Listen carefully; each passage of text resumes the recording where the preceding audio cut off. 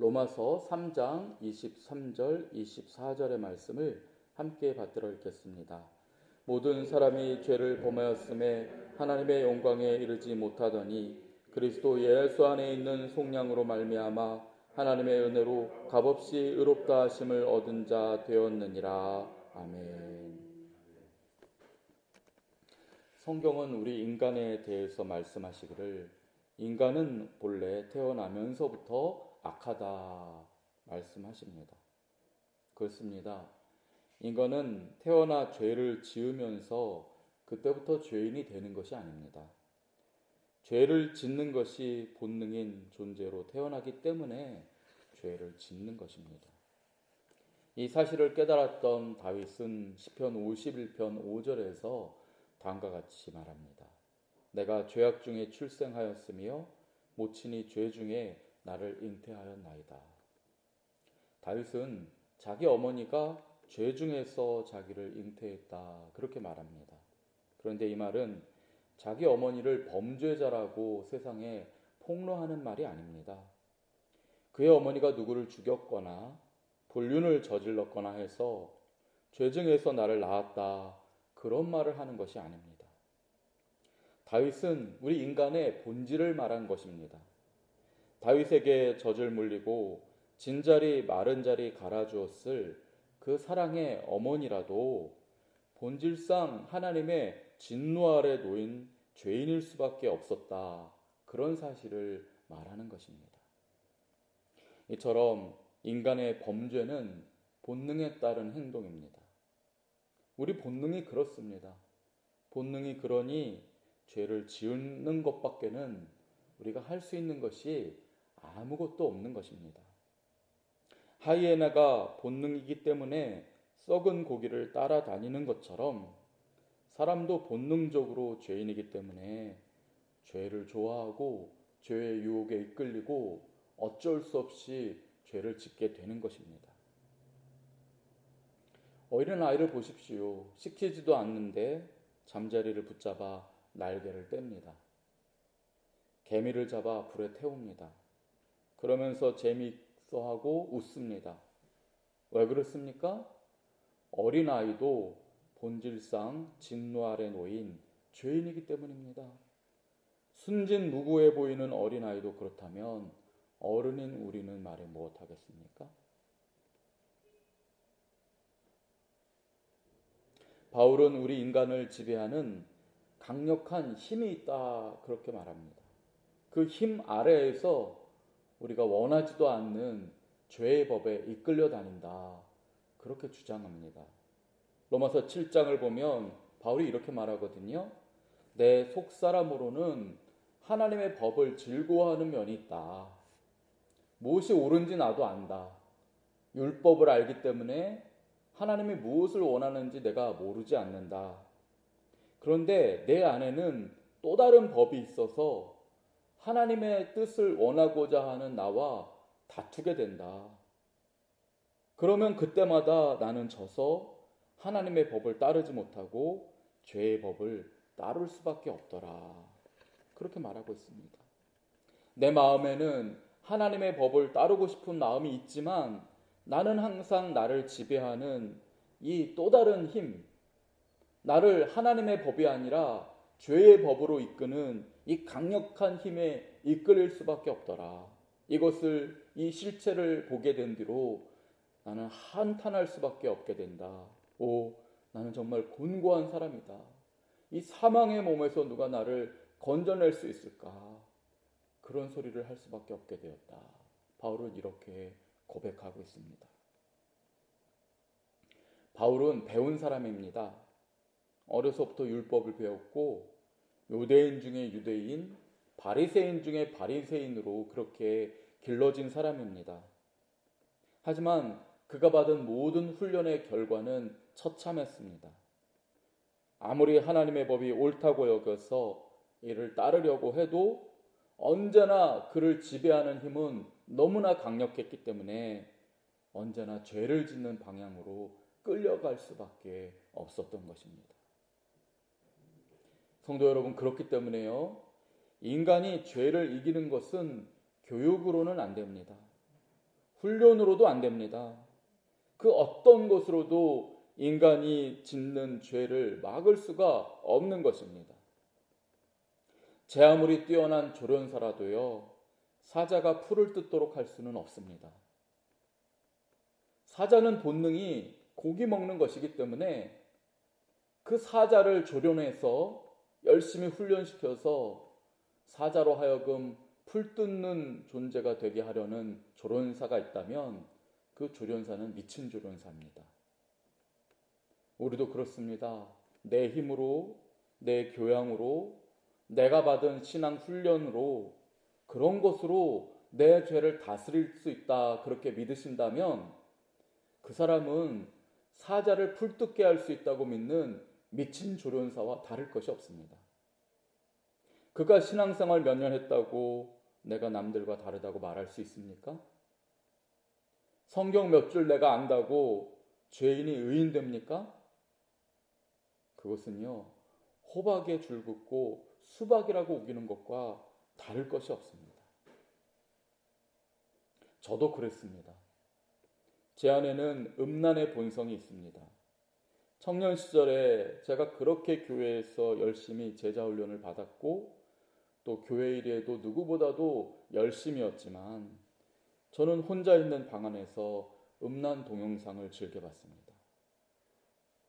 어느 날은 결심하고 그동안 보던 음란 동영상을 모두 다 지워버렸습니다. 그런데요, 며칠 지나지 않아서 저는 자석에 끌려다니는 철가루처럼 다시 컴퓨터에서 음란 동영상을 찾아다니고 있었습니다. 지우고 다시 찾고를 반복하면서 청년 시절을 다 보냈다고 해도 과언이 아닐 것입니다. 이처럼 사람은 죄의 본성을 스스로는 이길 수도 없고 사라지게 할 수도 없는 것입니다. 그러면 우리는 어떻게 해야 죄에 따르지 않고 죄인의 본성을 버릴 수 있겠습니까? 그 해답이 오늘 말씀에 나옵니다. 바울은 다음과 같이 말씀합니다. 모든 사람이 죄를 범하였음에 하나님의 영광에 이르지 못하더니 그리스도 예수 안에 있는 속량으로 말미암아 하나님의 은혜로 값없이 의롭다 하심을 얻은 자 되었느니라. 아멘. 그렇습니다. 바울은 죄의 본성을 가진 우리에게 하나님의 한없는 은혜가 쏟아져 내렸다 그렇게 말합니다. 그리스도 예수 안에서 우리의 죄를 대신 갚아주시는 그 은혜가 날마다 바다처럼 폭포수와 같이 쏟아져 내리기 때문에 우리의 죄는 가려진다는 것입니다. 우리는 이미 아직도 죄성이 남아있지만 주님의 은혜가 너무나 크기 때문에 심지어 우리가 죄가 없는 자처럼 의인인 것처럼 성도인 것처럼 그렇게 여겨질 정도라 바울은 그렇게 말하고 있는 것입니다. 우리 죄가 아무리 크더라도 예수님이 우리 죄를 무한히 대신 치러주시는 그 은혜가 있기에 우리가 죄 없는 의인처럼 보인다. 바울은 그런 말을 합니다. 유전무죄, 무전유죄 그런 말을 아시죠? 돈이 많은 사람은요, 지은 죄가 크더라도 죄가 없는 사람처럼 되는 세상입니다. 돈 많은 사람은 유능한 변호사들을 고용하지 않습니까? 그래서 자신이 지은 큰 죄를 작은 죄로 만듭니다. 그래서 집행유예로 풀려나고 또 뭐 심신미약 상태에서 저지른 죄였다. 그렇게 해서 또 풀려나기도 합니다. 하지만 가난한 사람은 어떻습니까? 최근에 그런 뉴스를 보았죠. 굶주림에 못 이겨서 가게에서 계란 한 판을 훔친 노인인데 돈이 없으니까 매서운 심판을 받고 옥에 갇혀서 전과자가 되었습니다. 세상에서도 많은 돈이 있으면 그 죄를 덮을 수 있더라는 것입니다. 그렇다면 하나님의 은혜야 말을 못하겠습니까? 주님의 은혜는요, 우리가 지은 그 모든 더러운 죄를 덮고 또 덮는 것입니다. 그 바다와 같은 주님의 은혜가 날마다 새롭게 주어지기 때문에 우리 모든 죄를 다 덮고도 남는 것입니다. 그 죄가 아무리 커더라도 그보다도 훨씬 큰 은혜가 있기에 심지어 우리가 의인처럼 여겨지는 것입니다. 성도라고 이렇게 우리가 살아가는 것입니다. 어느 못난 자식이 초등학생 때부터 동네 애들을 때리고 코피를 터뜨리는 바람에 그 부모가 맞은 애 엄마에게 무릎 꿇고 사과하고는 했습니다. 그런 자식이 중학교 가더니 학교 폭력에 가담해서 소년원 신세를 집니다. 부모는 또 이런 자식의 죗값을 감당하느라 밤낮으로 수고합니다.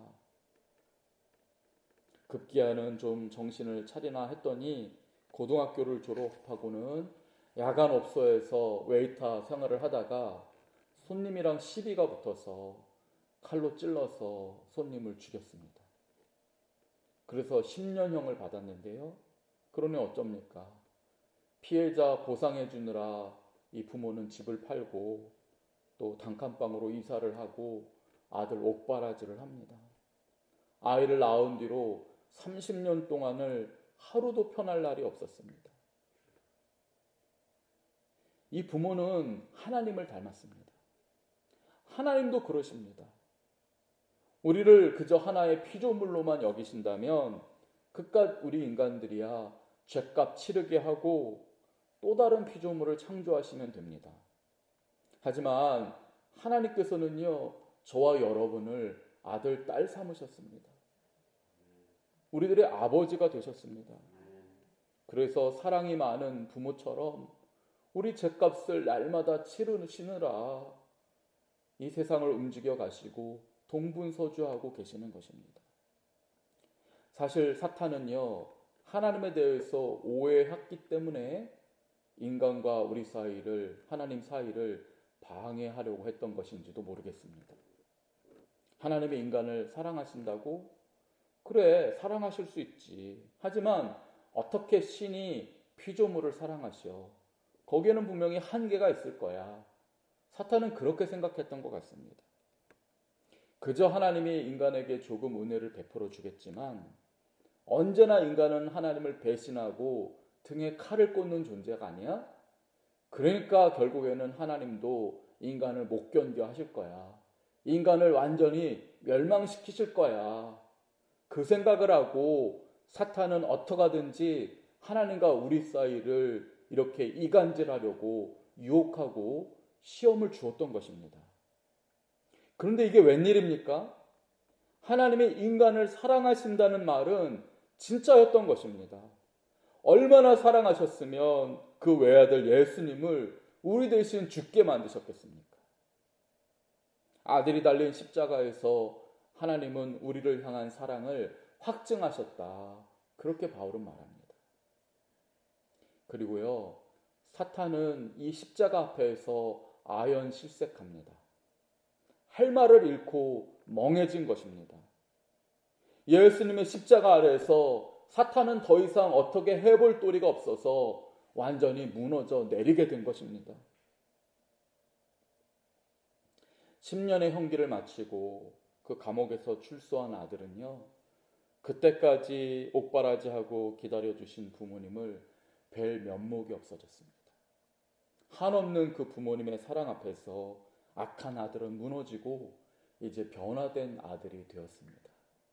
그 뒤로 아들은 점차 변화되었고 이제는 부모님의 마음 가운데서 위로가 되고 그리고 회개하고 주님께로 돌아왔다. 그런 글을 제가 읽게 되었습니다.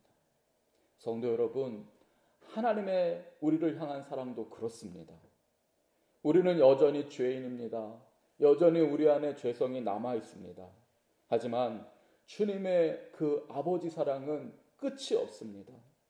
내 죄가 아무리 커도 주님의 사랑이 한이 없기 때문에 결국에는 주님이 이기시는 것입니다. 미친 조련사는 사자로 하여금 풀을 뜯게 할 수 없습니다. 하지만 하나님의 끝없는 사랑은 기적을 일으킵니다.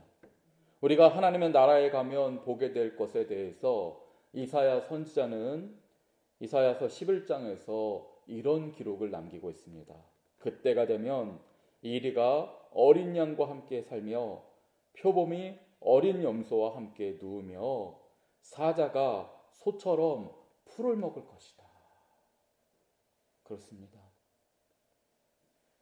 여러분, 이 말은 사자를 위한 말씀이 아니라 우리를 위한 말씀입니다. 그 하나님의 사랑은 마치 사자의 본능이 풀 뜯는 사자로 만드는 기적을 일으키는 것처럼 아무리 해도 사라지지 않는 우리의 그 죄의 본성을 주님의 사랑으로 변화시킨다는 것입니다. 하나님의 한량없는 그 사랑이 놀라운 기적을 만들고 죄 많은 우리를 하나님의 아들, 딸로 결국에는 만드신다는 것입니다. 아무리 우리 죄가 크고 끈질기고 지독해도 예수님이 흘리신 피 한 방울이면 우리 모든 죄를 덮고도 남는 줄을 믿습니다. 그런데 주님은 그 고귀한 피를 한 방울도 남김없이 다 쏟으셨고 나중에는 영원한 생명수가 되는 물까지 다 우리에게 쏟아 주셨습니다. 이 놀라운 사랑 앞에서 우리를 지배하는 죄의 힘은 결국 사라지게 될 것입니다. 그리고 우리는 하나님의 아들과 딸이 되어서 영원한 하나님 나라를 소유하게 될 것입니다. 이 하나님의 사랑이 우리의 것입니다. 성도 여러분, 이 사랑을 의지하고 그리고 이 사랑을 믿음으로써 우리 안에 남아있는 죄성을 물리치고 승리하는 저와 여러분이 되시기를 주님의 이름으로 축원드립니다. 아멘. 기도하겠습니다. 주님, 사망 권세에 이기시고 부활하신 주님을 찬양합니다. 주님의 그 사랑이 결국 우리의 모든 죄를 덮으시고 완전히 깨끗게 하실 것을 믿습니다. 이 믿음 안에 거하게 하시고 날마다 더욱 거룩해지는 삶을 살게 하옵소서. 우리를 죽음에서 건지신 예수님 이름으로 기도드립니다. 아멘.